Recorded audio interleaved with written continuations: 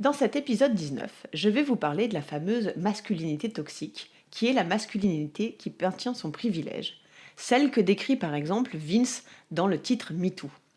Confondre masculinité et masculinité toxique est déjà en fait un biais bien mascu, puisque cela induit qu'il n'y aurait qu'une seule façon d'être homme qui serait possible.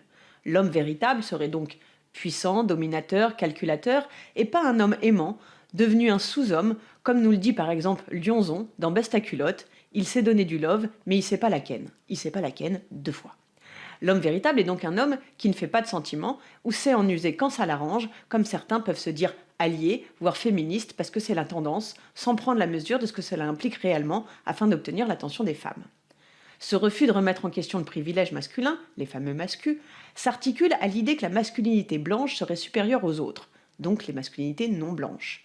La bonne masculinité serait donc la blanche et la civilisée. La mauvaise, ou toxique, serait barbare ou sauvage. Cette masculinité toxique devient alors le bras armé du racisme qui classifie et hiérarchise. La toxicité de la masculinité serait donc liée à l'origine culturelle et l'endogamie culturelle deviendrait donc nécessaire pour préserver la civilisation du grand remplacement en cours.